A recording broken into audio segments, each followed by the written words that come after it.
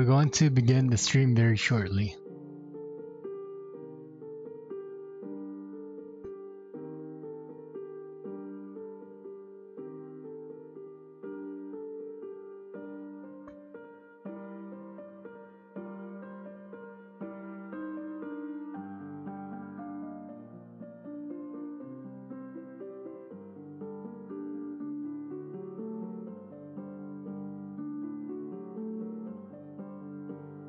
Hey, Azalea.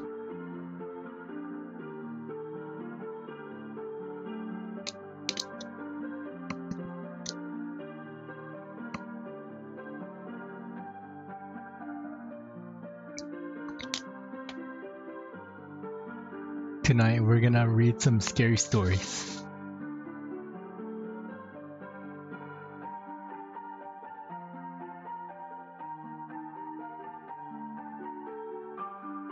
Alright, I think we're good. Oops. Gotta make myself a little bit smaller. How you like this setup, Azalea?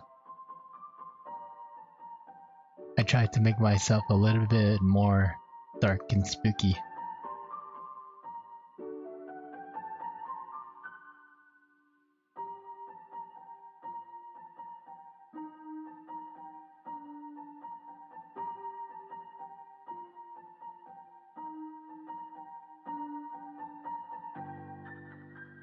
Yeah, thank you.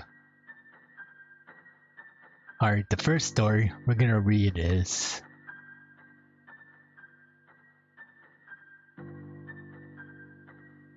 the scariest horror game available to play.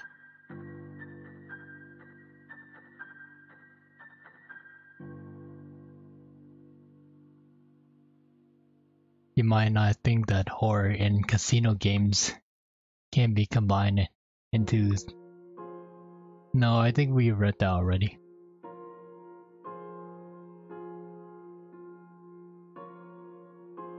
Yeah, we read that already.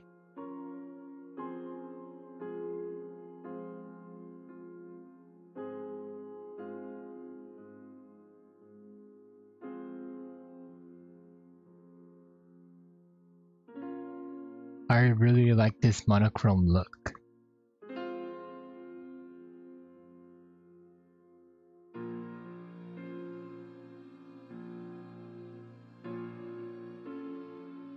It's inside your house. Let's read that one. What was that? It's inside your house.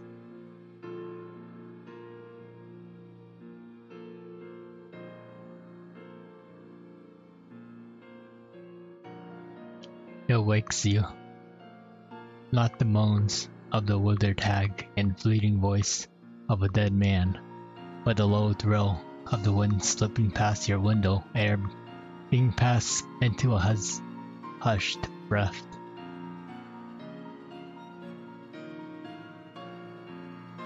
No, why I click on an advertisement?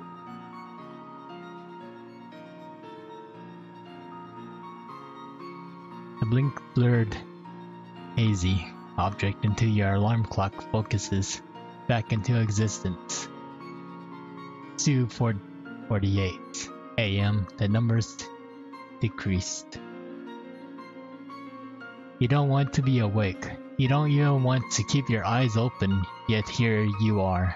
Outside, the air stirs into the other turmoil, turning up into the filthy mile an hour and beating against your home.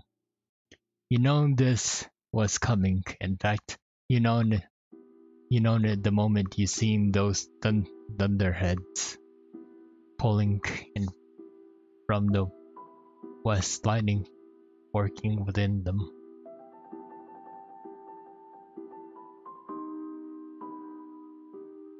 From the storm,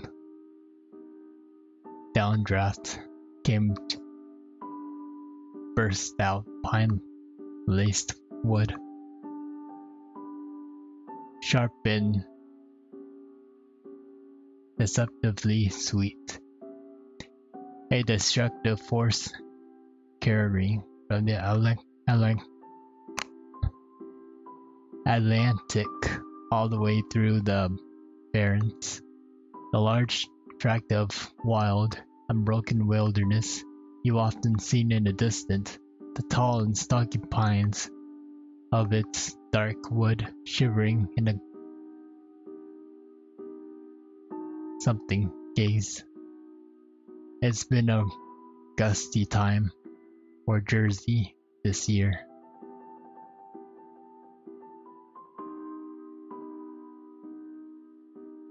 But what was it you were dreaming about anyways? Who knows, the information is already lost in the seamless grumble of thoughts trying to piece the dream back together, gone through an image of falling water. Still rest vividly in your mind. Your bladder sends a signal to your brain demanding relief. Half awake, you menacingly saunter down into the short hall in the bathroom.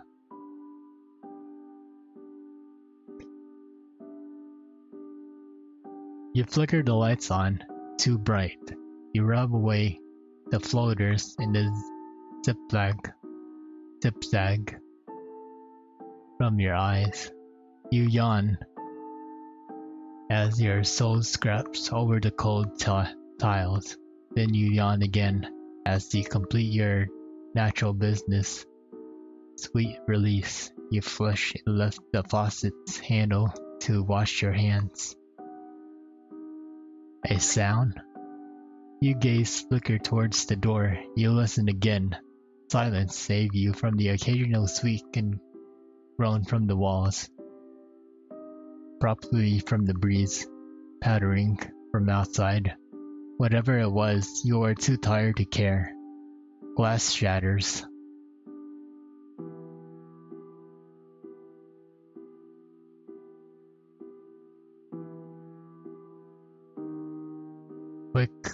Wakefulness spikes through you now. As the new sounds resonates crawling from the dark of downstairs, you pull a sharp inhale down your throat.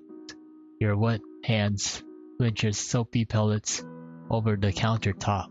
Stop, breathe, calm yourself. It could always been anything, like a tree branch or something like a debris that got swept up and propelled through the window. That's it, you tell yourself.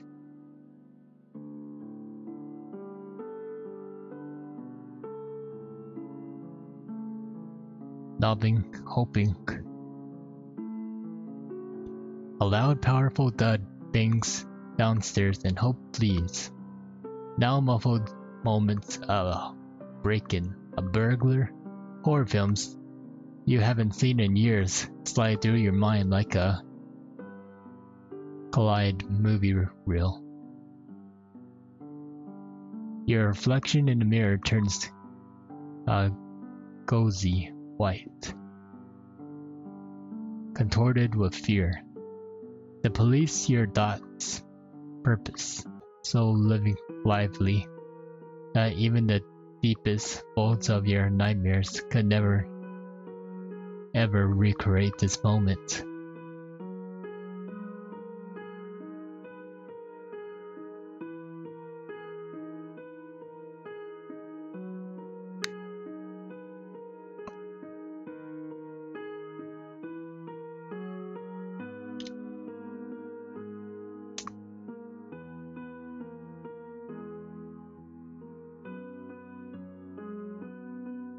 Vibrations roll by your toes.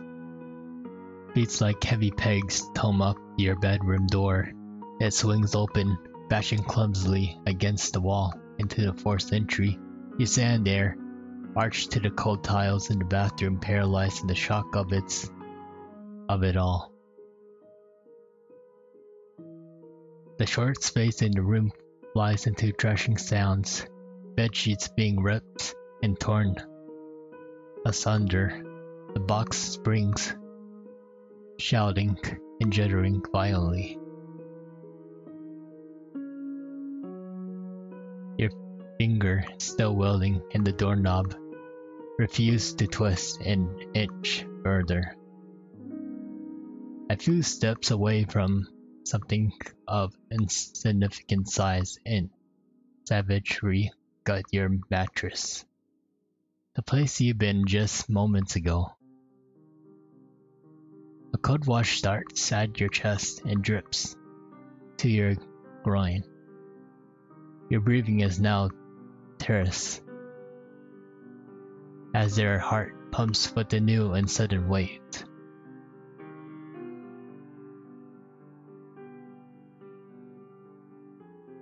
All nice, alien myth. We're reading a creepypasta right now.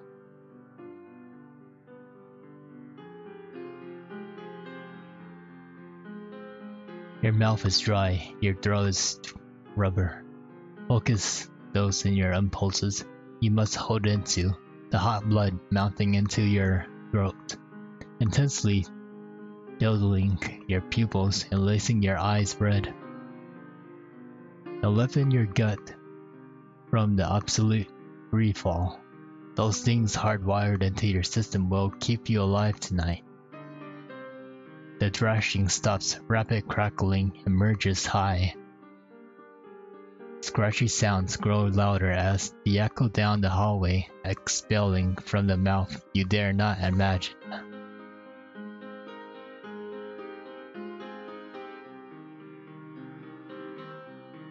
Crackles spatter into bleeding, like a goat coughing up mucus. Not the sound of burglar. No, not at all. The thing moves again. It hammers, feet pounds in a chaotic pace until it finally stops and settles on something. Wimp, wump, wump. A succession of bangs and closet doors. Why? Because it thinks that where you are. But what is it exactly? You can't stay here. You need to leave before it finds you. The cord's in the hanging tightly over the handle. You mentally prepare to enter the hallway.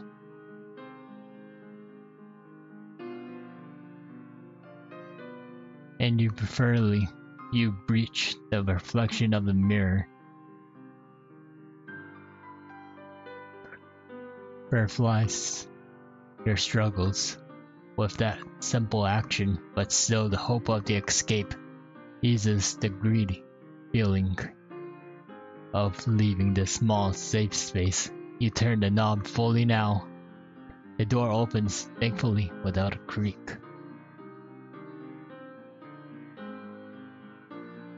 You move quietly down the hallway, lights up the balls of your feet. The wall groans again as another drift climbers over them. The window flashes the lightning as so close you can hear the crackling particles. You peer closer towards your bedroom to make sure that the attention hasn't left the closet. Whoop! Another pound against the signal back. Close, louder, out here. You continue each measured step so slowly as possible. Just one sound, one small little thump in the carpet. That is all we take to alert something truly horrible. As you draw closer to the stairs, a sullen urgency pushes you to move just a little faster. You have the screaming urge to run to barrel down into the stairs and leap into the front door. And nothing but your underwear. But you resist.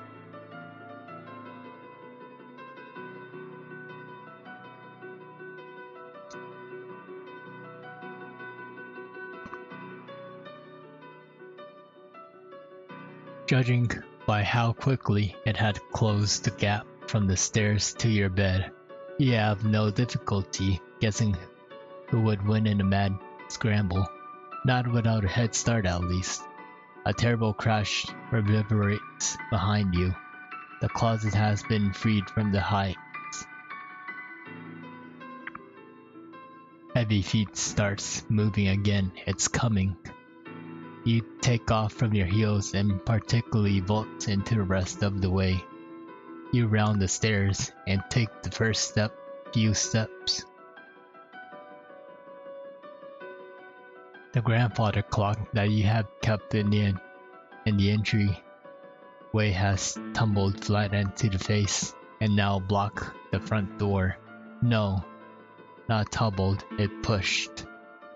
Chunks of glass rattled into the floor and broken windows in the living room.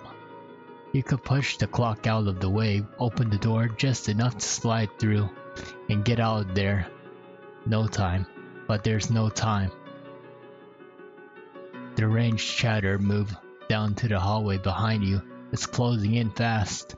You bare soles clop down into the stairs. You reach to the bottom and winds around the living room. Pain jolts into your legs. A sharp bit of glass has pricked into your foot. The shard crunches and embedded itself into the nerves. Desperate, you fall towards the coffee table and roll beneath it. Heavy stumps now bank all the way down in the bottom steps. You put a hand over your mouth. You squeeze your eyes shut.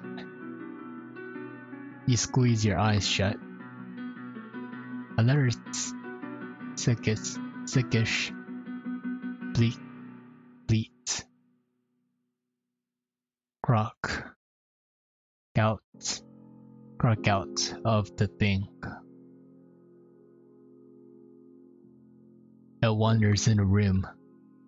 Wind wipes through the broken window, kicking up the drapes. The steps are loud, like the hard heels of a dress shoes, as they clack against the hardwood. Different scenes since now trace your nose, a sense you can almost recognize. Something shards and green, like being outside. It's yellowish sense of pine needles against, now blended into a thick, memory musk, the smell of the dark woods. Each hard step sends tremors through you. Don't look. Don't even take a breath.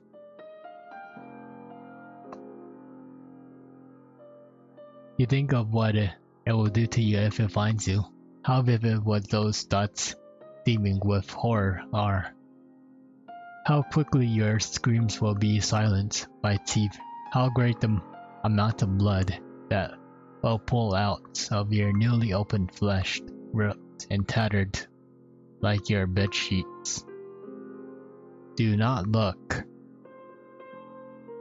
But of course you look. Your eyes navigate with the surrounding darkness. You immediately regret looking. The deep sting of your foot no longer reaches you. The shock numbs the bulking fear welling up into your chest. Long black legs center near you, tired with fur. They are like the legs of a winter skinny deer capped with bony coven hooves behind them, snake stuff forked in a livery tail.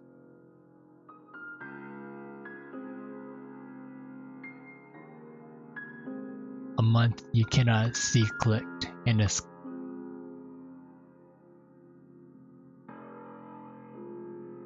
mouth you cannot see clicked like caps something. The thing whoops loudly and then capsules like a hyena. Cackles like a hyena. No, you thought like a murmur, like the devil. The bony feet circles around the vanish into the black gaps like the kitchen. chair's snout scoots as the dot brush involuntary invuln invuln invuln invuln can spell that word. Involuntary. A chatter of things clinging to the work floor. Pots and pans falling into their racks. You cautiously adjust your placements beneath the table, the pans in your soles sharpen against. Are you bleeding? Will it be able to smell the blood, to taste the lingering in the air?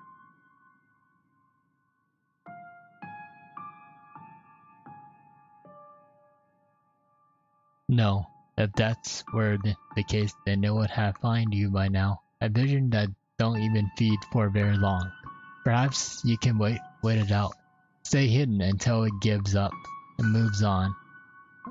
A vain hope. It heard you ran down the stairs. It knows you're still here somewhere.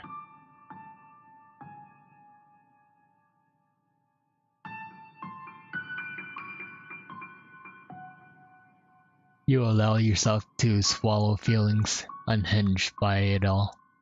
This isn't your house anymore. It's somewhere else. Some dark side of some distant planet. You don't belong on. A place where something with hooves is stalking the halls, looking for you.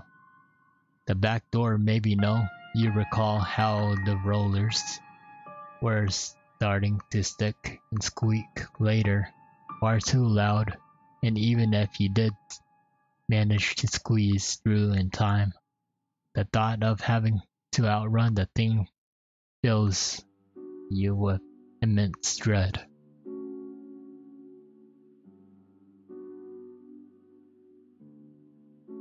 You look into the broken window, the frame spiked into the shards, waiting to slice through an artery, not to mention the shattered fragments your feet would surely find again. Running would be impossible then.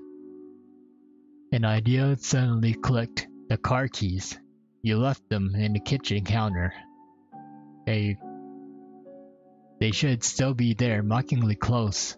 If you can just reach them and sneak into the garage, you can get out of there.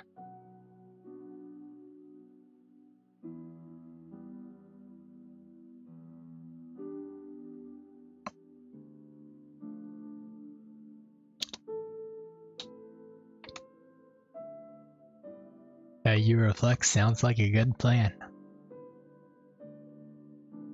The thing migrates from the kitchen and click-clacks down into the halls. It clovens feet, thumps down more stairs. The basement. I must think you gone there. That will buy you some time. Not very much, though. Out you go from the coffee table. You breathe softly, small jitters rattling your lungs. You pause a moment to breathe a few fingers across your foot to get all the glass out. It works some, but you need tweezers to get out the rest of those evil bites. In the kitchen, you glance about your keys. Some pans and a dirty skillet litter all the floors. The spice racks and toppled, and feathery art pieces of garlic powder has formed on the porcelain. You move forward towards the counter and cautious steps. From the lower level, a muted crash rises up. Something else has been shoved forcefully over. Hurry. You spot the keys. You stretch out your blood-struckled hand and curry around them, carefully lifting them as to not to let them jingle in your grip. Another thought spawned dawned on you and led your hands next to the something drawer. Sharp metal things rattle inside of you. Open it. Much too loud for the comfort, but you find and grab the sharpest knife there. So the noise is as well worth it. I calculate a risk. Having both the keys and the knife in your hands offers a large dose of victory, but you still need to make sure it downs the hall, past the basement stairways, and to the garage.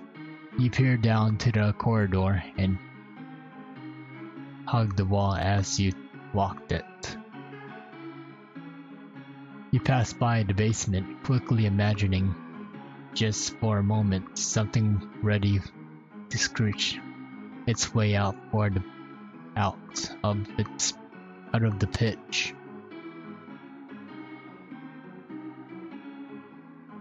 But in just a few paces, you reach out the door in the garage.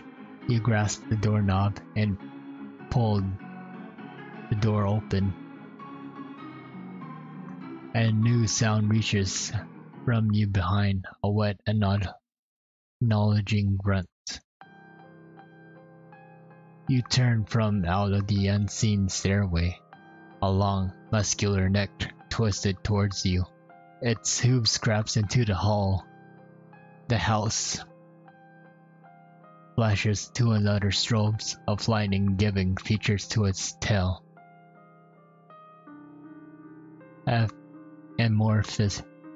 Amorphous shape. Its jagged horn extended towards, coiled back into its goatish curl. Leathery skin hang down from its thick, harried body, heading its backside into the wrinkled folds. Eyes the color of muddy water. Eyes that have finally found you and reach out for the molded fur, a skinless horsey face composed of yellowed, still living bone. It clicks its teeth again, sharp, waiting.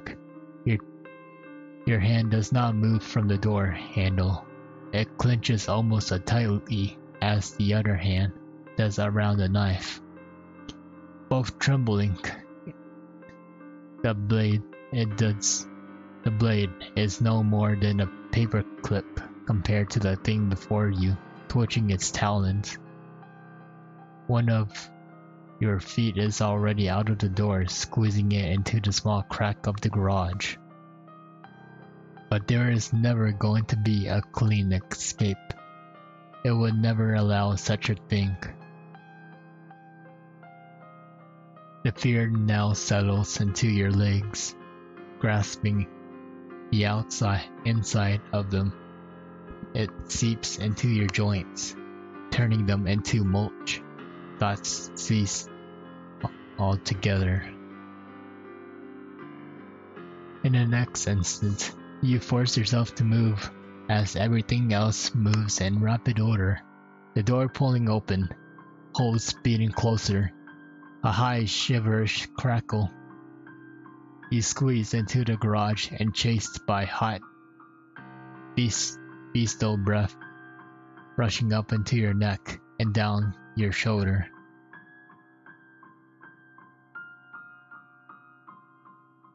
You move to sweep the door closed, but the three hellish claws slip through the gap. They move into the thin wood, propping the entry open against their leathery skin. It moves on the other and tugging angrily at the panel.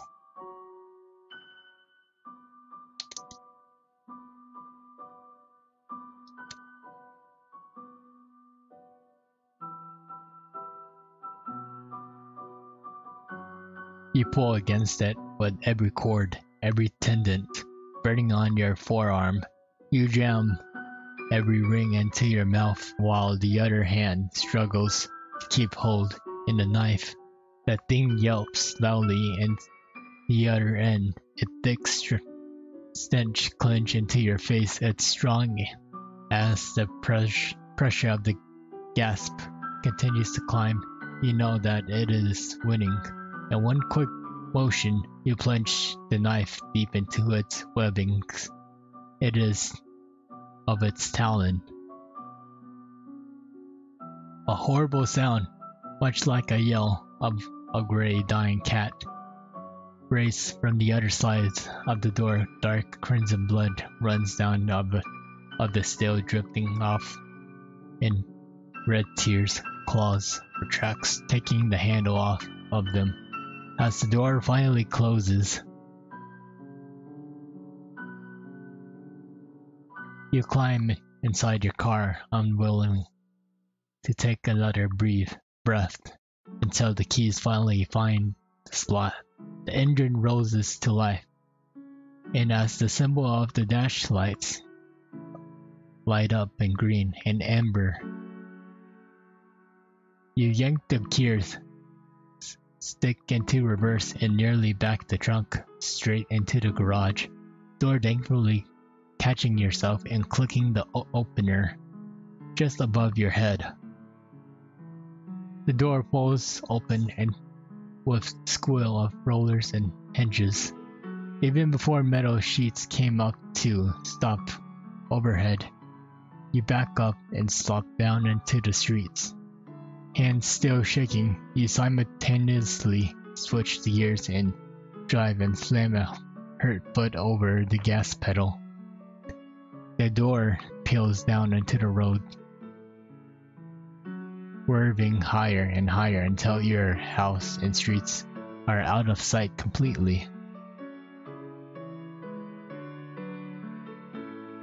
You look into the rear view, partly anticipating to see if it's back there, standing tall and upright beneath a street lamp, but there is nothing.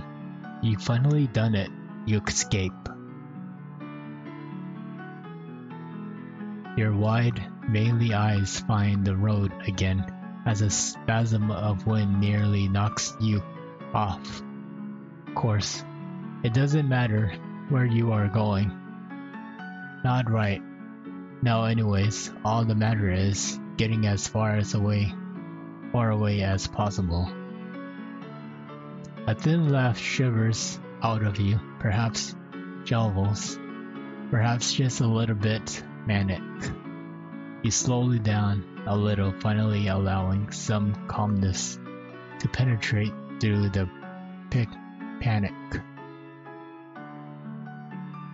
The wind still holds and sweeps through your vehicle, but as it quiets, a different sound arises behind it. It's like two heavy traps flapping it.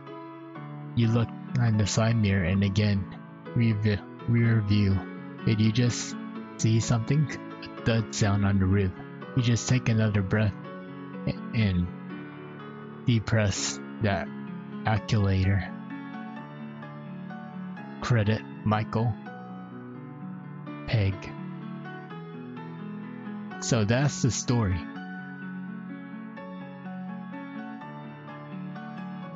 Ah, I see. There might be a sequel to the story.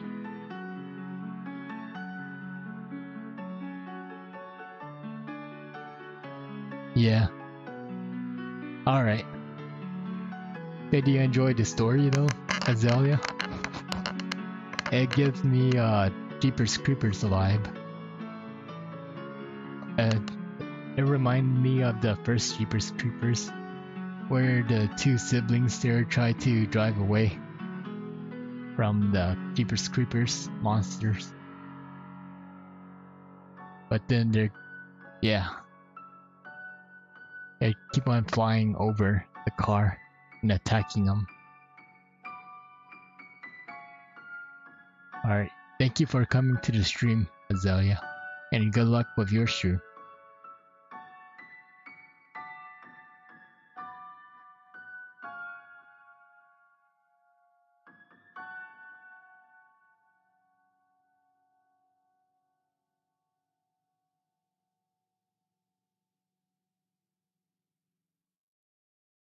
No problem.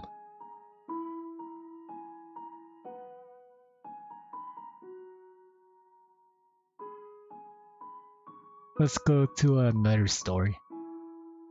Bye-bye.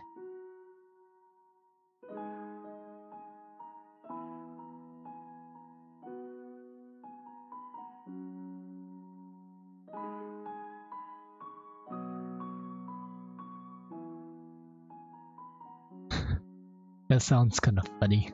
I was trapped in a phone booth. Ah.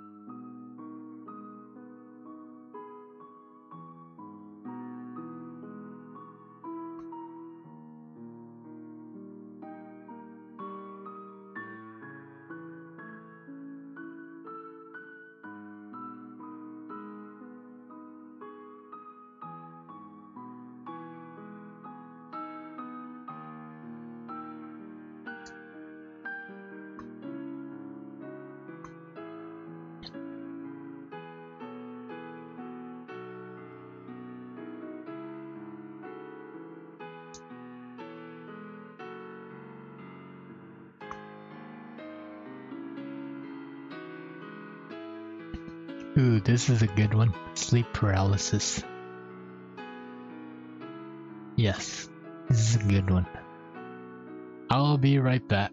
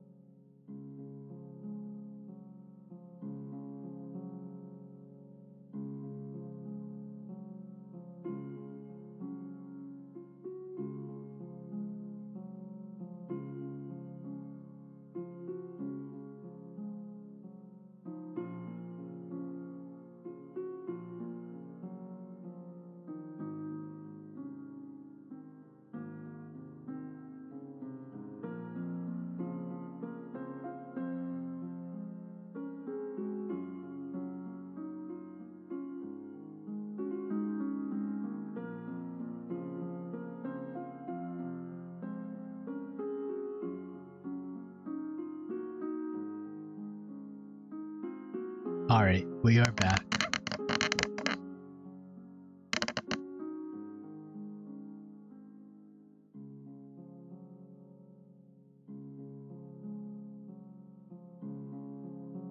We are going to read Sleep Paralysis next.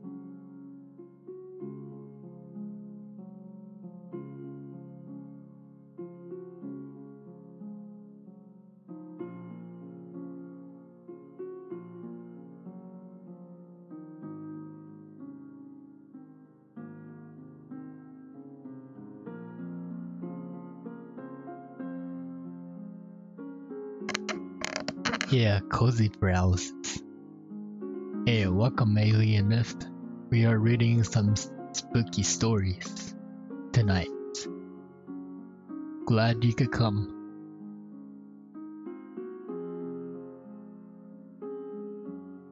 I struggled with very lucid nightmares since I was very young, even in my crib. I had nightmares that I remembered to this day. I used to sleep with a night light and my door was left wide open all the time. I felt as if I was more in control. If I could see what was outside in my room, I felt more prepared that way. Then I experienced sleep paralysis. Since then, I found myself inclined to lock my doors before I sleep. If you've never heard of something called sleep paralysis, consider yourself lucky, very lucky.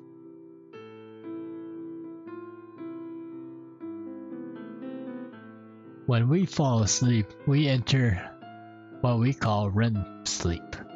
During the phase of the physical body is held in place to keep us from sleepwalking or flailing about during a dream. Sleep paralysis occurs when REM sleep is interrupted. You are left in half-consciousness state, unavailable to make out whether or not you are awake. You feel as if you are in between two different planes of existence. Your vision is blurred. You cannot seem to shut your eyes, yet at the same time you are enough light to keep them open. You left scared and confused. Then you realize you cannot move. Paralysis. It is as if a wrecking ball is held your entire body down against your mattress. More as you try to move and breathe more terrifyingly. The sound starts to kick in, scraping, dripping, breathing, groaning. It is impossible to tell whether the sounds are coming from because they surround you. You keep fighting and they keep getting louder, closer. You finally gain more control over your vision. You can see a bit more now. You feel relief.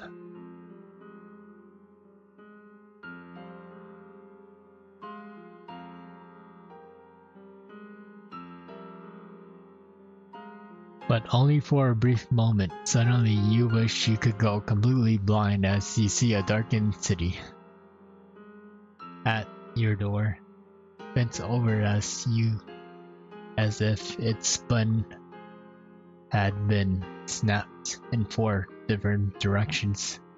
Its unnatural shape and height somehow managing to squeeze itself into your room. It gently caresses the wall as if it shows that it's the only thing it's intent on hurting is you.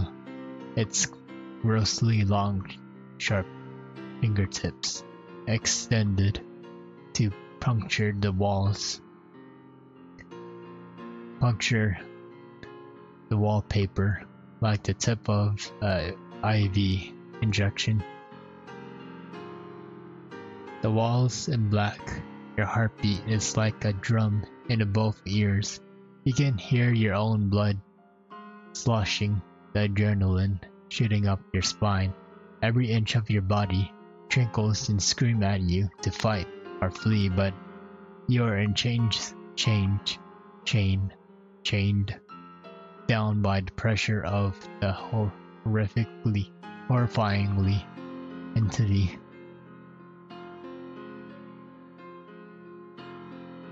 Yeah, such a lovely story. Have you ever had a sleep paralysis before? Alien myth? Have you had sleep paralysis?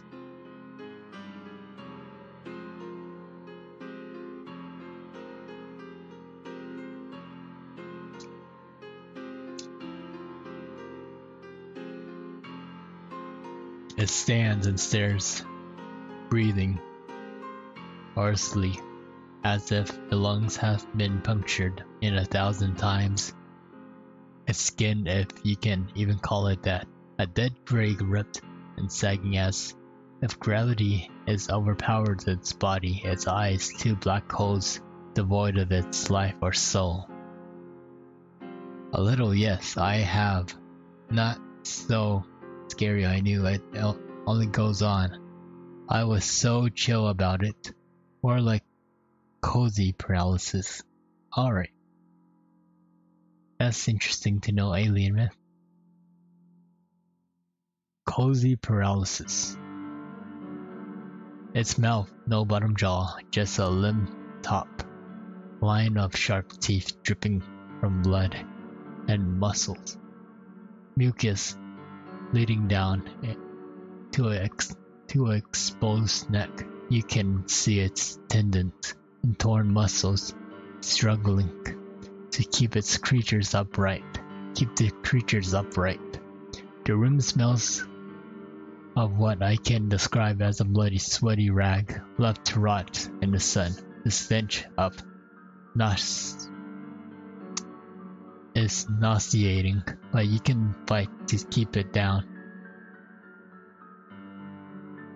You would choke and drown in your own vomit if you let your stomach get the best of you.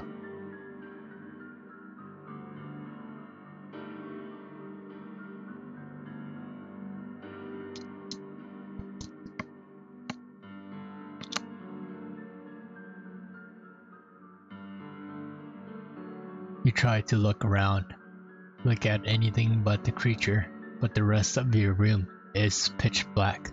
You feel as the thing has punctured your eyes, with needles and sting pulling at them, forcing you to watch it. Inches closer, staining your carpet with bloody and human footprints. It makes the way into your bed, crawling and twitching like a wounded scorpion. Its neck cracks and its fingers hinge to stroke your cheeks. You feel ice-cold breath against your face, your heart. It's beating out into your chest and into your esophagus. It tries to stuff its finger into your mouth, scraping at into the sides of your tongue and back into your throat. You struggle to breathe as you wiggle your fingers and toes, fighting to break the paralysis.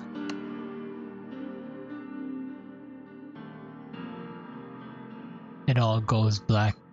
It is silent. A few moments pass.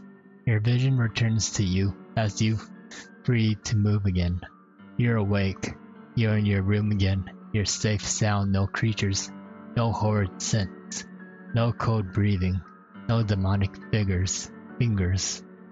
scraping inside your mouth. It is all in your head.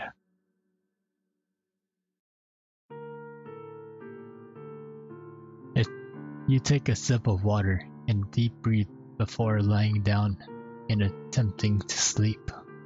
Once more your heartbeat slows and your muscles loosen. You finally calm down. You take one final glance at your doorway and reassure yourself that no matter how real it felt, it is all just a nightmare. Well, what is the taste of blood in your tongue? Credit by Luna.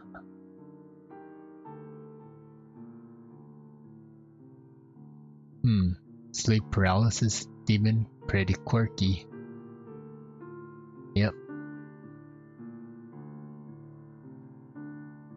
It's a pretty popular story. Fun story. Let's read another one.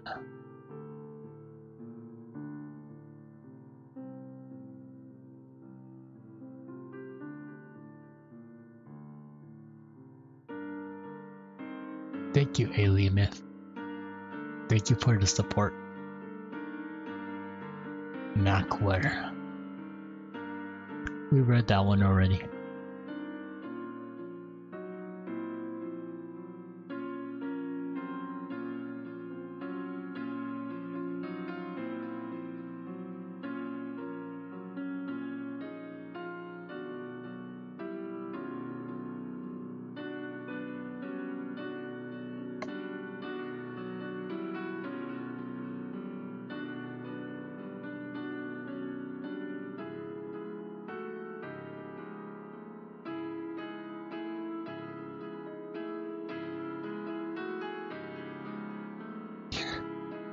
Sounds random. I think I'm trapped in a sitcom.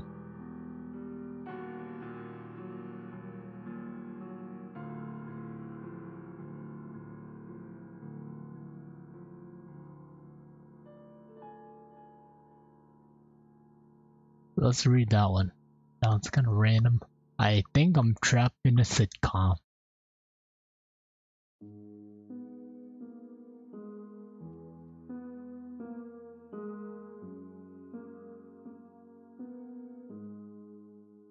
Written by Christopher Maxim.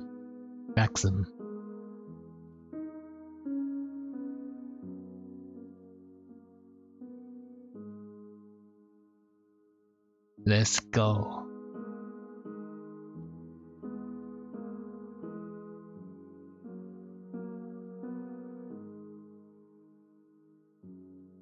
I'm gonna get some water real quick.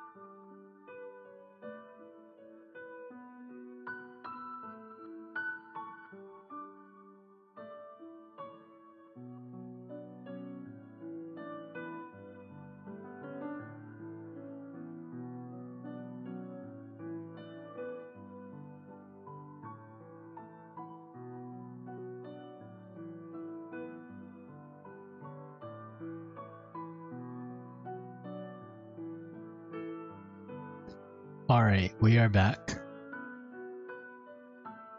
We're going to read. I think I'm trapped in a sitcom.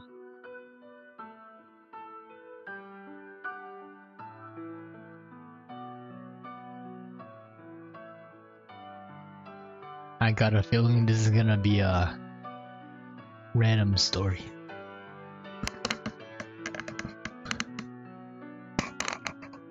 Room 371, some hotel near the Cape. Was in a business trip with my boss. Closing in the final set, an investor who needed to launch our latest startup. That's all I could remember then this waking up in the bedroom next to an unfamiliar woman with a literal set of credits appearing and disappearing in front of me, unsuspended in the air. How very strange. Audience laughter.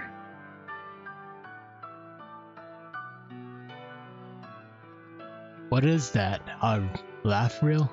Or a studio audience? Wait, is that my inner dialogue? Not so inner after all. More laughter from the audience.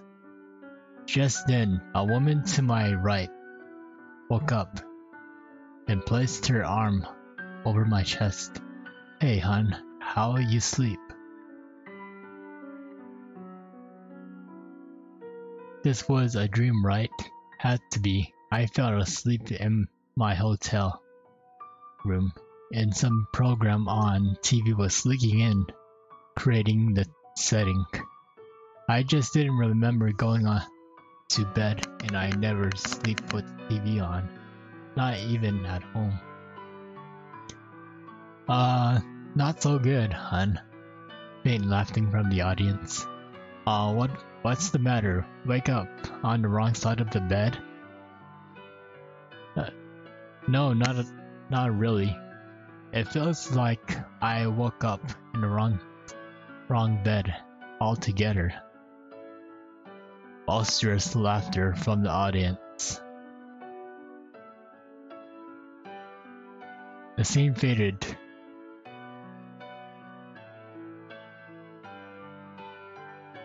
Reconstituted something into the dining room, where I was now seated with my dream wife. We were eating omelets. Now had the Sunday paper in hand, though I couldn't make out a single image or word. It was a jumbled mess of black and white lines, no text at all. From what I could tell, the unfamiliar woman spoke up. You know, Hank, I interjected. Hank? Who's Hank? Audience laughter. Very funny. As I was saying, I really didn't appreciate being ignored from at the table. You're always spared into that damn paper. Wouldn't it kill you to look at me every once in a while? Ask me how I'm doing for a change. I'm your wife, for crying out loud. You mean this paper? I gestured down towards the missing collection of illegible marks in front of me. It's nothing like black lines. I'm not reading anything. Audience laughter. Are you kidding me? You've been sitting down with a fake paper just like avoiding talking to your own wife. I cooked the meal, cleaned the house, walked the damn dog. We have a dog? Faint laughter from the audience. All I ask is for some appreciation. Anything to let me know. I mean something to you. Look, hun. Don't you look on me. Gosh, you make me so angry. I could just... She picked up her fork and walked over to me. I looked so pure rage painted on her. She then left the fork back and plunged down into my hand, the one holding the paper, effectively pinned it to the table. Gasps from the audience. Try lifting your precious paper to read it now. The pain was immense. A shock wave resonates throughout my entire body. Then there was blood oozing from the hose when my hands and forming a dark red pool and dripping off of the table into my lap. This was no dream. It was all too real. My sitcom wife was still seeing red. She raced into the kitchen and came back with a cleaver in hand. All the while I screamed and sobbed over the damage my hand had sustained. I quickly pulled the fork out and tossed it at her and bolted upstairs before she could get to me. The scene faded back again. Next thing I knew, I was locked into the bathroom, the sound of thunderous banging coming from the other side of the door. Hank, sweetie, you can't stay in there all day. I searched for a way out, but there was no windows. Think, Jack, think. Without warning, an axe crashed through the woods and door, an unhinged expression of an angered woman visible through the sharp something.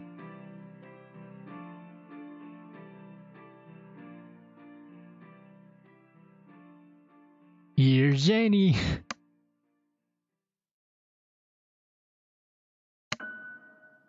Audience laughter. Oh, Janie, so that's your name. It's lovely to meet you. I'm Jack. Faint laughter from the audience. Nice try, Hank. No more psychological warfare. I had enough of your head games to last a lifetime. We end this now. Once and for all. I expected more audience reaction, but there was none. From the point towards they were silent. Nothing but the unsettling sound of metal meeting wood as Janie tore through the door to get to me.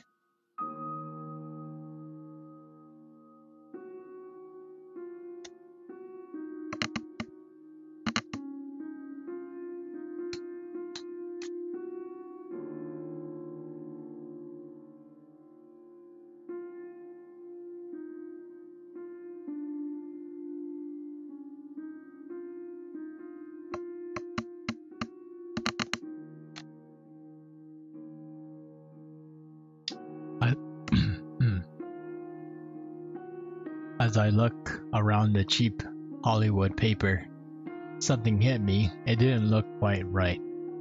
Quite real, in fact. Is that a set? I wondered. I jabbered onto the walls. My hand went clean through. Well, I'll be damned. Without a moment's hesitation, I busted out of there and walked off the set. Right past the studio audience and camera crew. The exit was in view. A black door with a large sign illuminated above it. Leave if you dare, Jack. Just as I was about to close the gap, a man appeared in front of me. Clean-cut mid-20s. Maybe gray hair, gray mustache. He was grinning from ear to ear. Not so fast, Jack. Did you think it would be that easy? Who the hell are you? He let out a slight grin, clearly insulting me by query. You are in no position to ask questions, but if you must know, you are in my room. Your room? I ask, completely confused. Think, Jack. Room 371, a hotel? Ringing any bells?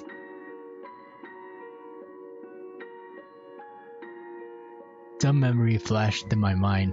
My boss and I were in a hotel, in which I was now remembered the name. It was a Covenwood Inn, and the man was standing before me. He was in there too. I walked by him.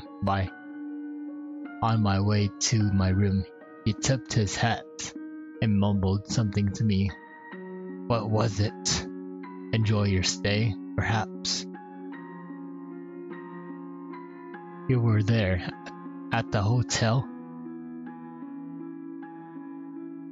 Now you're getting it, Jack. I'm always there. Anywhere else come to mind? I remembered the door and the number 371 affixed to it.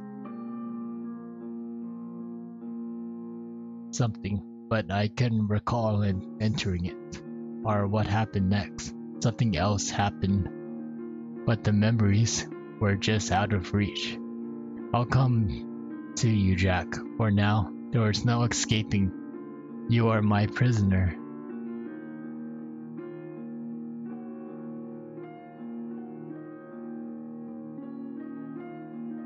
With that, the man vanished, and so to the exit door.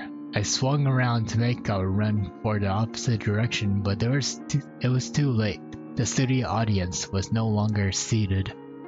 They had me surrounded, and the film crew now had their cameras pointed at me as the director yelled out overhead, and action.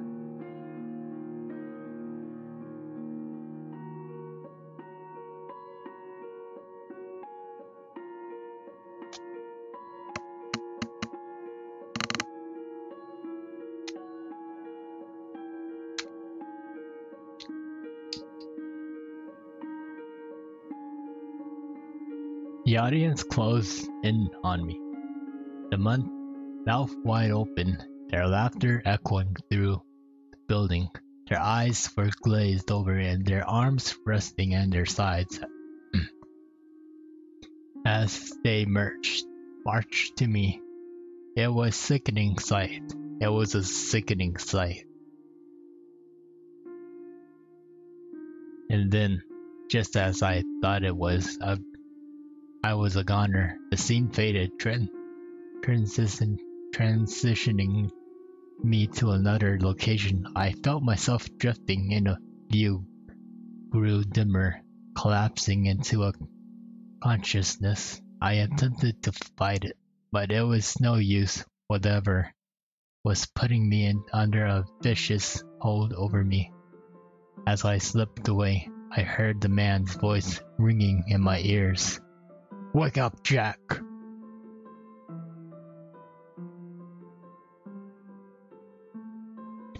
My eyes opened, and the transition was complete.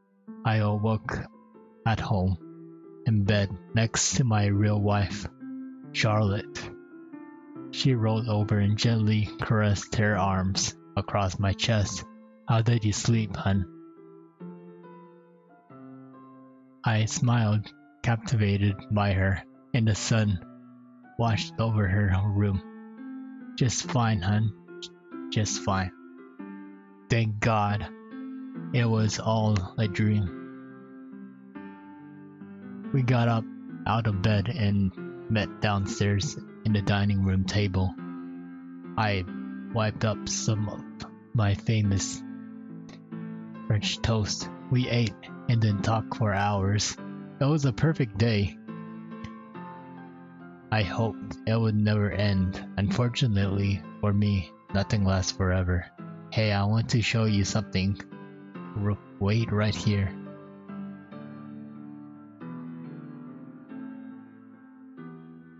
Charlotte left the room and went upstairs, and a few minutes later she came back downstairs and plopped the dead body on the table in front of me, and it was Lacey, our daughter. I stood up and backed away. Charlotte, what are you doing? Lacey's body. Jack. Audience laughter. Laughter. That could be only mean. Oh no.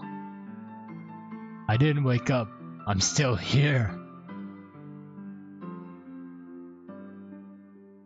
The walls came crashing down around me. The floodgates opened, and I remembered. Lisa's was in fact dead.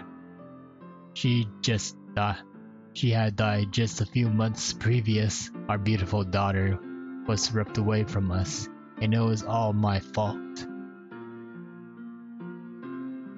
You did this, Jack, and you and your damn job.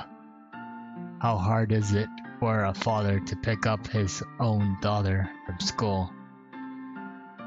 How could you have been so sidetracked?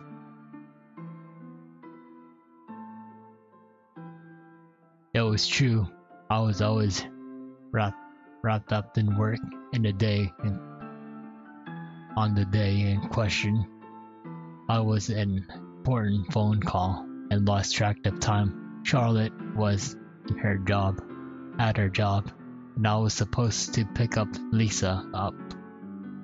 She wound up walking home and was struck by a car before even reaching the halfway point. She was dead in impact. My little girl, struck by a common animal in the side of the road. Lisa's corpse sat up and stared at me. How could you forget me, Daddy? Audience laughter. Her cold, dead fingers reached for my neck and started squeezing the air out of my lungs. I pushed her away, and her body turned to ash and hit the floor, leaving just me and Charlotte. I wasn't any safer. Charlotte pulled a knife out from behind her and backed and took a swing, grazing my cheek. Cheering from the audience.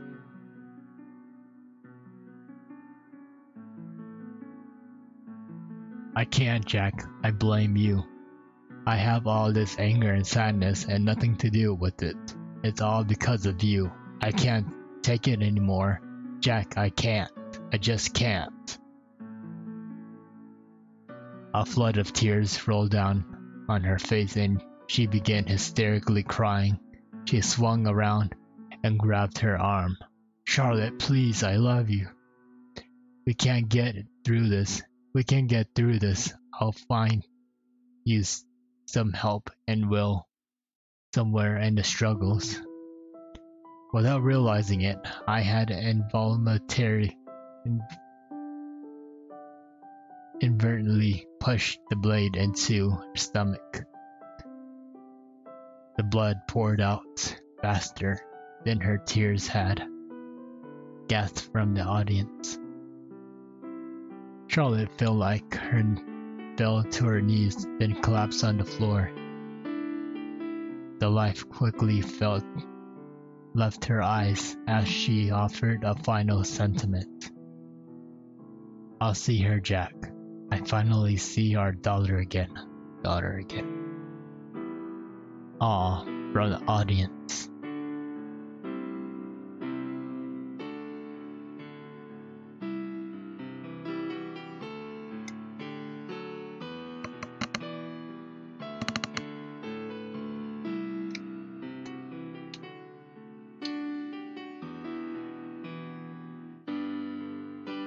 That was it.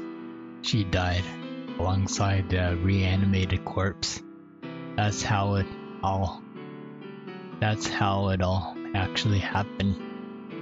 Charlotte blamed me and wanted to see me pay for our daughter's death in a way I could. I guess I did. After that, I was alone, utterly and hopelessly alone, with all the memories of killing my family. The scene faded one last time, revealing room 371 at the Covenwood Inn. The clean-cut man standing before me, another smile on his face. "Well, Jack, did you remember now?"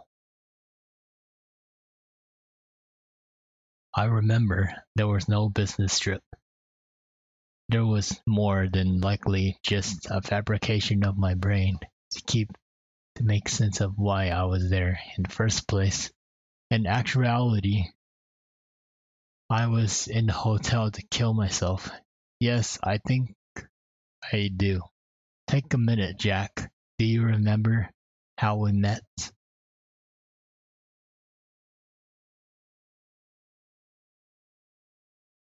I met him in a halfway. Oh, wait a minute.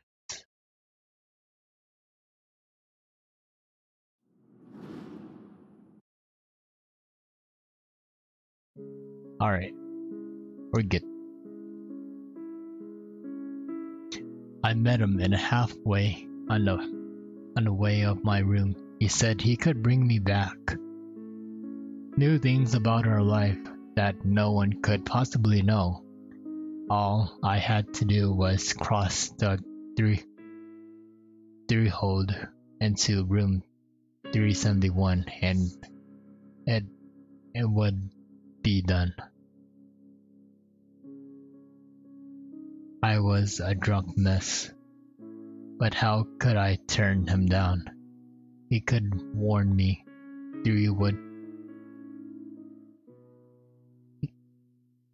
He did warn me Three would be a terrible price. Three would be a terrible price to pay. But I didn't care. I was ready to end my life, and I agreed. After all, I agreed, and we went our separate ways. The last thing we said was enjoy our stay.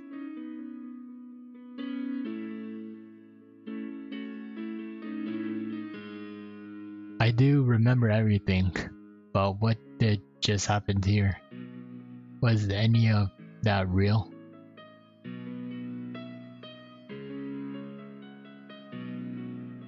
He pointed down to my hand, which I just had then noticed was hurting. I saw the 4 punctured wounds from Janie's forks scourged me.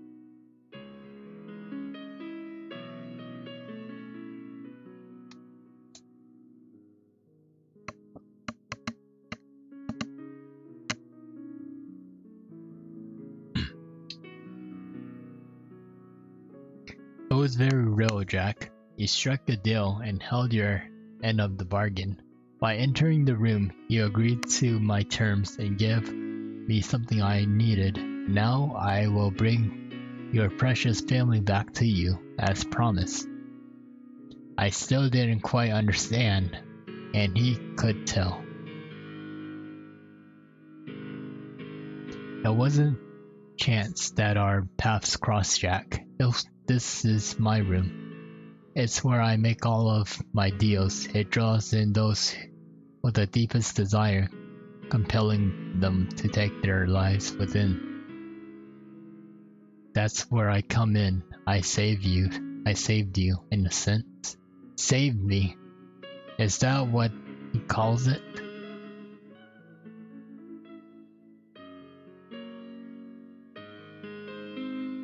You, Jack, a man with nothing to live for, have just signed away your life to me. What just have experienced was a down payment. I wiped your memory and made you relive your worst experience as though it were happening for the first time. In your fun little way, of course. You see, this room is my own personal torture chamber. It's where I pull apart souls through physical and psychological torment.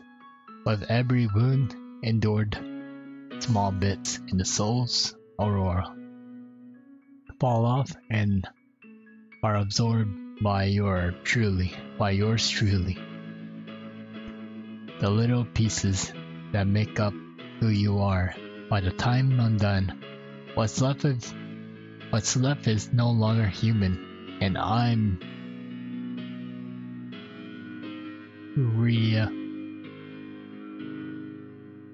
something. It's what keeps me young.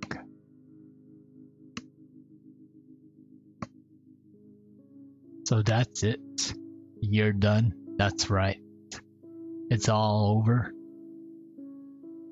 The man laughed. No, Jack. That's just a down payment. At some point in the near future, I will show up to collect. Then you and your family will live here for what will feels like an eternity. This will be your new home. My heart sank when I realized what he was saying. Wait a minute. What do you mean, my family?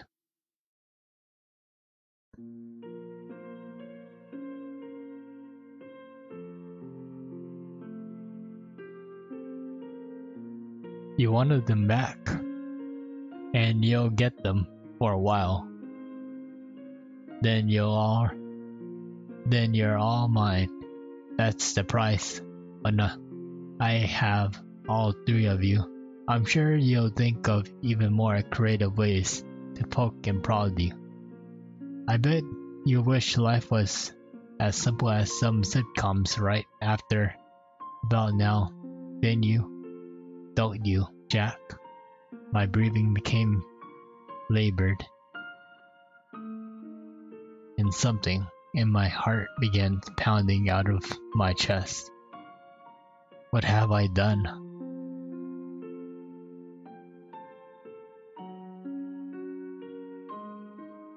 Calm down, Jack. Go home, enjoy your family while you still can.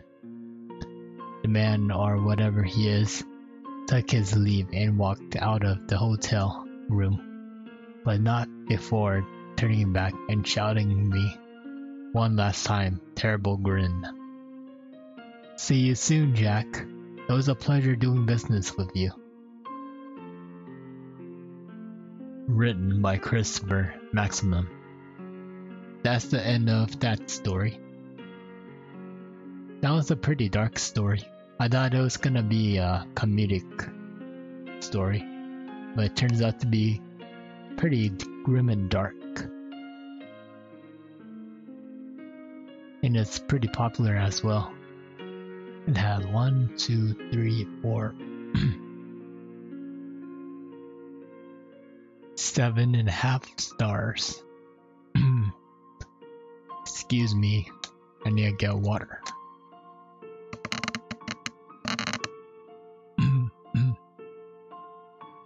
7.5 stars.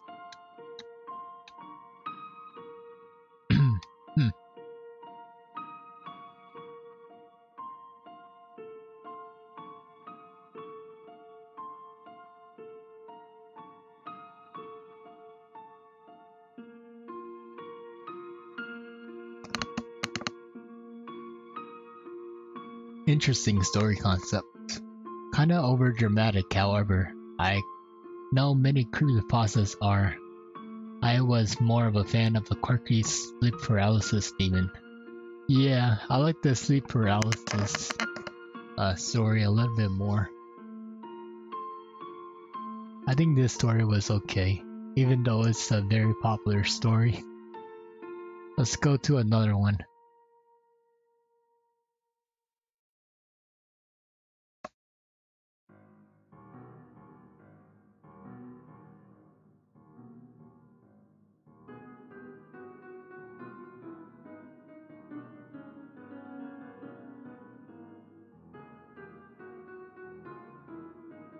No. No, thank you.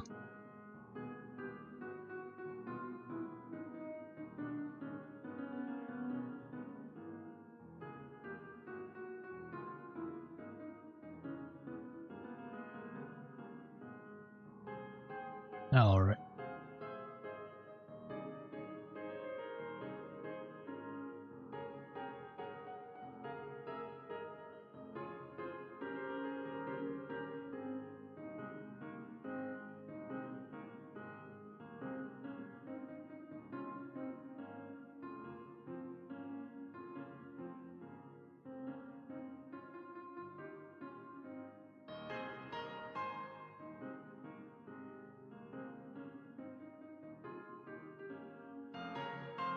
I got a feeling this is like a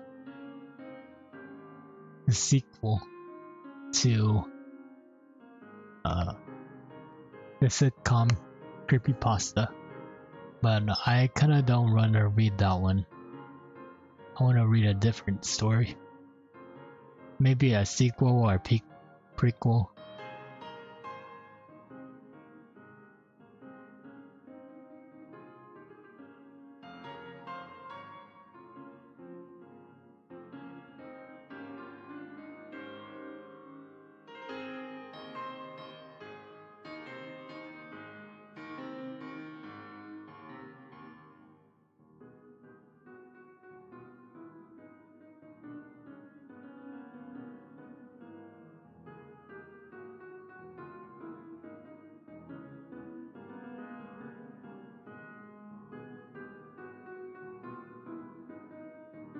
Let's go look at famous creepypasta.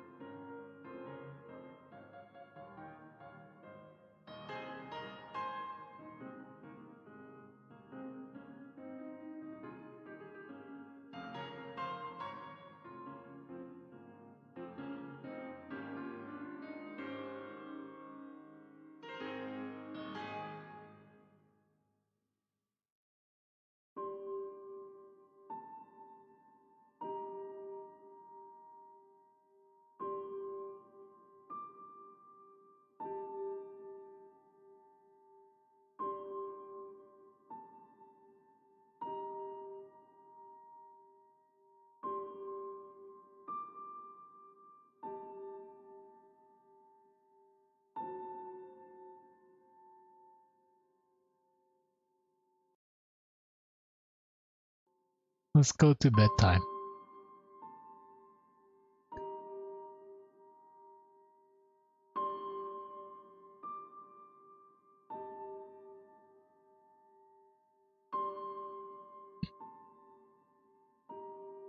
Bedtime.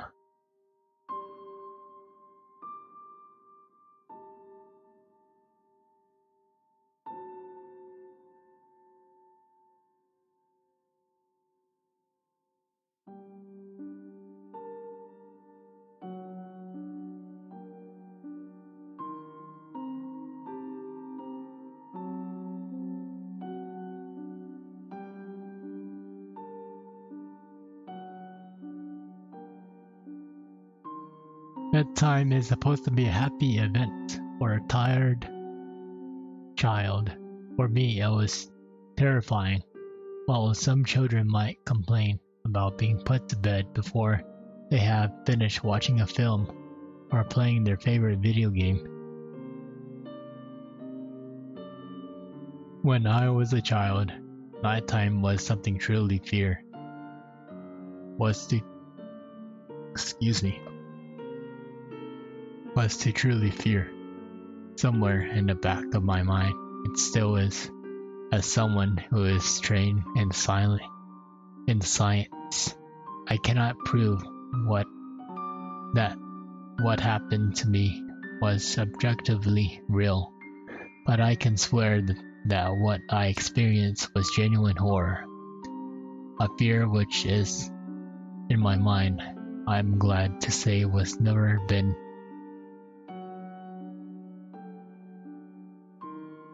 I will relate it to you in all as best as I can to make it what you will, but I'll be glad to just get it off my chest. I can't remember exactly when it started, but my apprehension towards falling asleep seems to correspond with my being moved into a room of my own. I was 8 years old at the time, and until then I had shared a room, and quite happily, with my older brother, as is perfectly understandable for a boy 5 years in my senior. My brother eventually wished for a room of his own, and as a result, I was given the room at the back of the house. It was a small, narrow, yet oddly elegant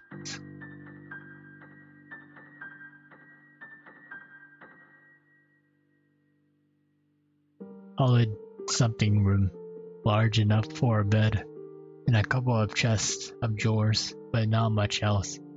I couldn't really complain though, because even at that age I understand that we didn't have a large house. I have no real cause to be disappointed, as my family was both loving and caring. It was a happy childhood during the day. A solitary window looked out into our back garden. Nothing out of the ordinary. But even during the day, the lights which crept into the room seemed almost hesitant. As my brother was given a new bed, I was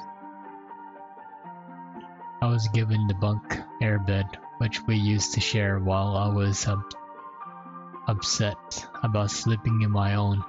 I was excited at the thought of being able to sleep in the top bunk, which seems far more adventurous to me. From the very first night, I remember a strange feeling of unease creeping slowly from the back of my mind. I lie on top of the bunk and staring down at my action figures and cars strewn across the green-blue carpet. As imaginary battles and adventures took place between the toys and the floor, I couldn't help but feel what my eyes were being slowly drawn towards the bottom bunk, as if something was moving in the corner of my eyes, something which did not wish to be seen. The bunk was empty. Something made with the dark blue blankets, tucked and neatly partially covered. Two rather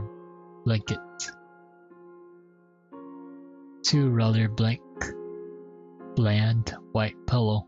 I didn't think about it at the time. I was a child,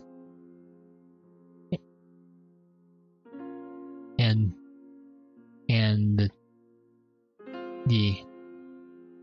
I was a child, and I fell asleep. When you awaken from the deep sleep to something moving or stirring, it can take a few moments for you to truly understand what is happening. The fog of sleep hangs over your eyes and ears even when lucid.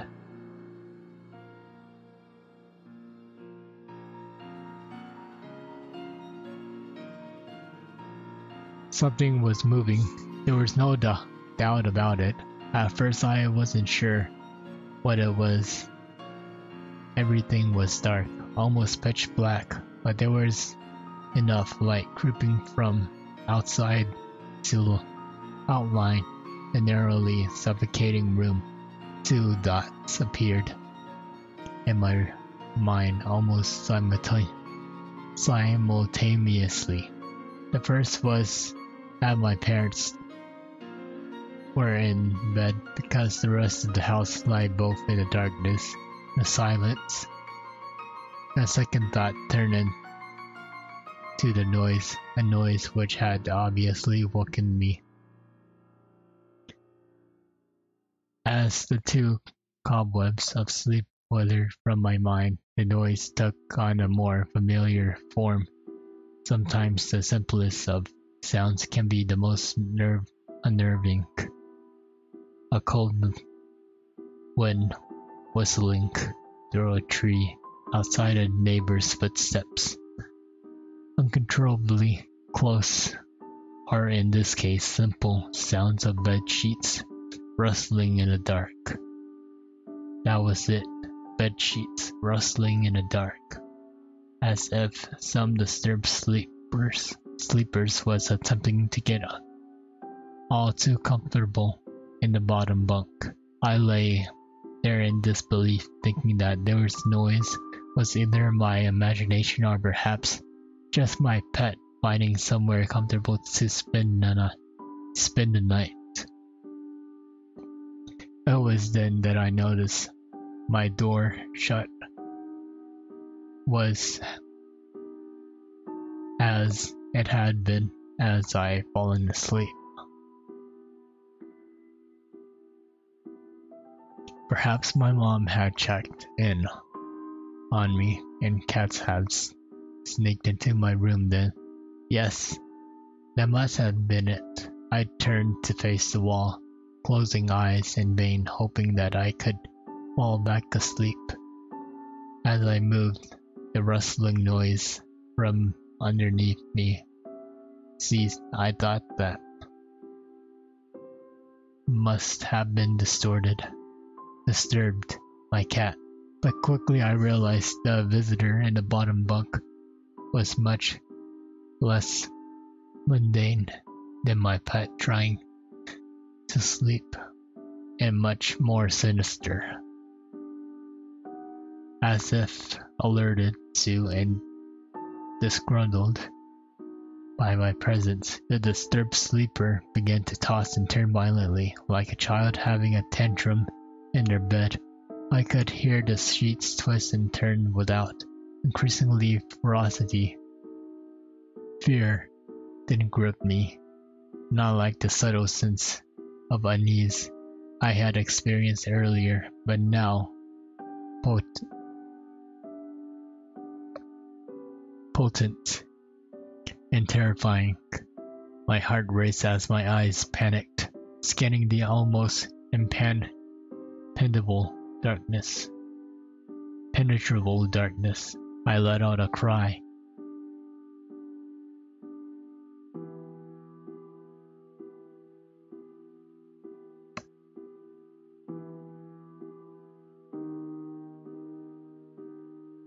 As most young boys do, I instinctively shouted out. I shouted on my mother. I could only hear stir on the other side of the house, but as I began to breathe a sigh of relief that my parents were coming to save me, the bunk bed suddenly started to shake violently, as if gripped by an earthquake, scraping against the wall. I could hear the sheets below by thrashing around, as if tormented by mollusk.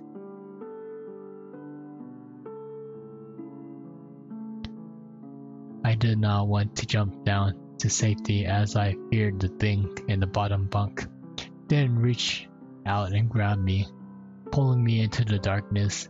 So I stayed there, white knuckles clenching on my own blanket like a shroud of protection. The wait seems like an eternity.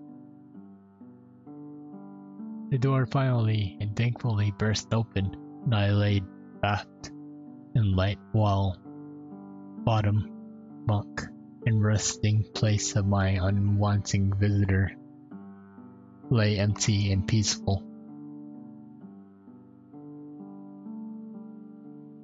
I cried to my mother, consoled me. Tears of fear followed my relief and streamed down my face, yet through all the horror and relief, I did not tell her why I was so upset. I cannot explain it, but it was as though whatever had been in the bunk would return if I even so much as spoke of it, or uttered a single syllable of its existence. Rather, that it was the truth, I did not know, but as a child, I felt that if that unseen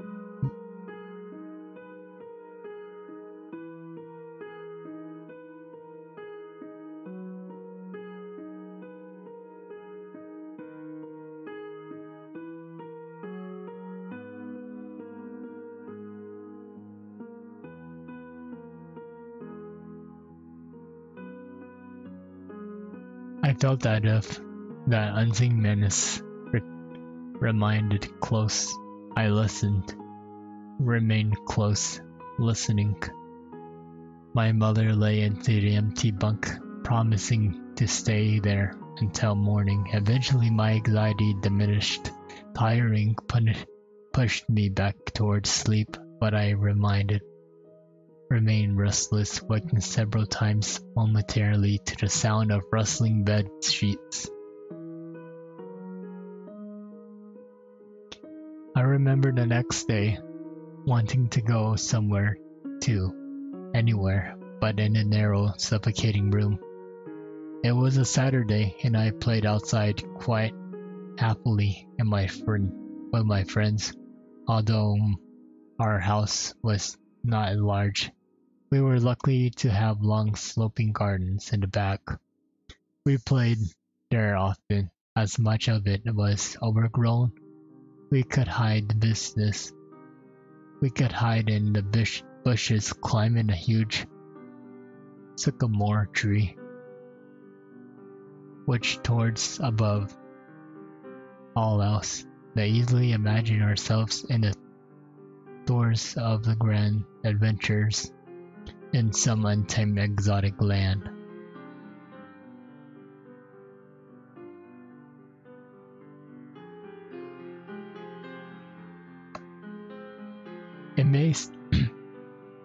It may sound strange to you, but all the time my parents ushered me back into the room for the night.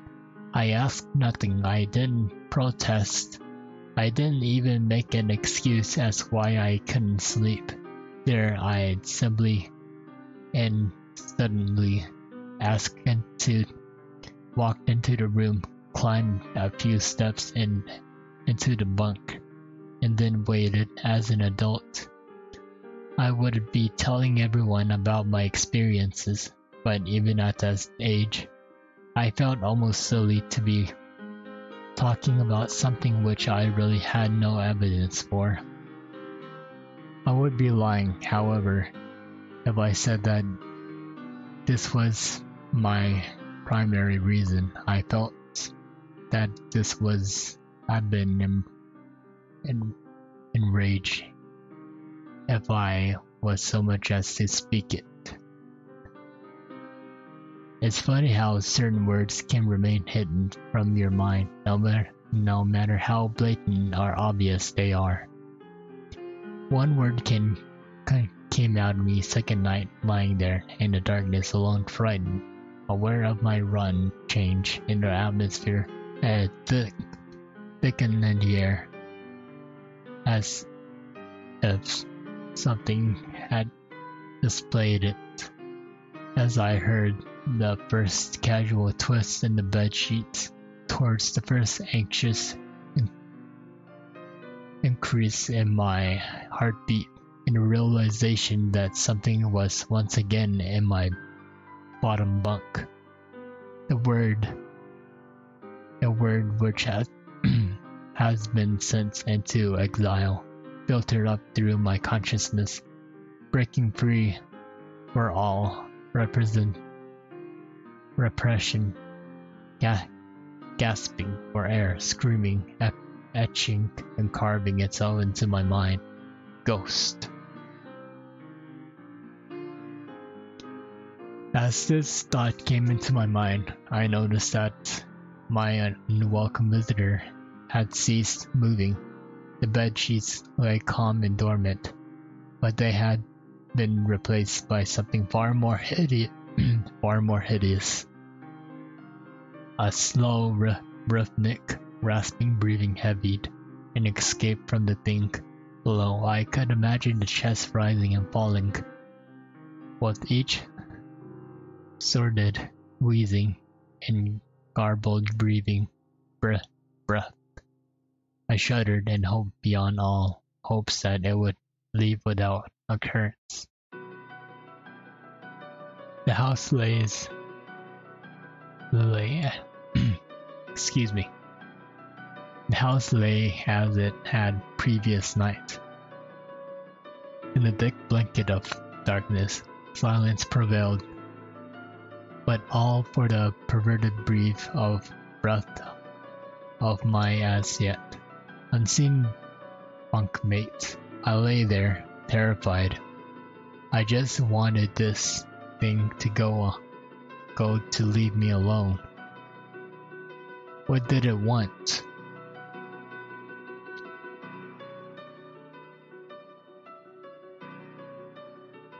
Then something unmistakably chilling transpired and moved. It moved in a way different from before. When it threw itself around the bottom bunk, it seemed unrestrained, without purpose, almost animalistic.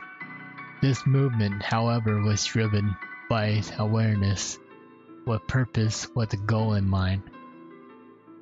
For that thing lying there in the darkness, that thing seemed intense or terrorizing. A young boy, calming and nonchalantly, sat up. Its labored breathing had become louder, as now only a mattress and a few flimsy wood slate separated my body from the unearthly breathe below.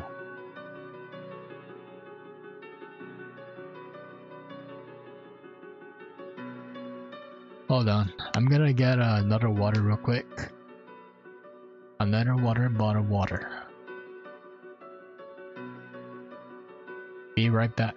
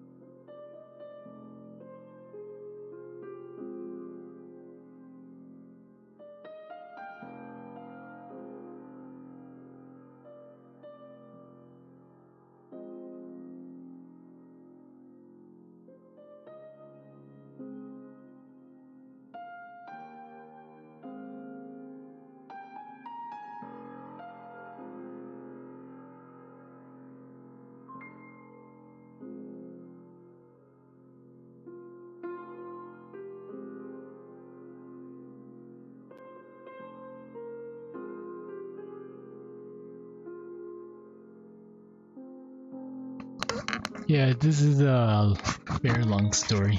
I'm not sure if we're able to finish bedtime today.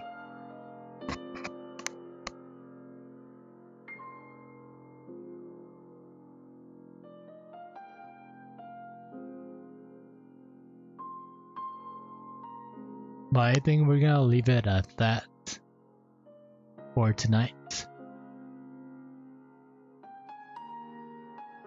But thank you everyone who came.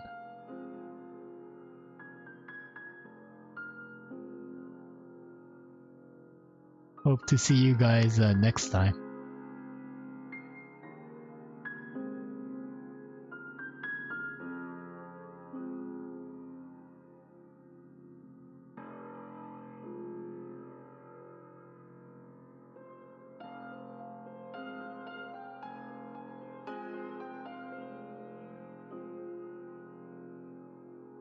Bye bye.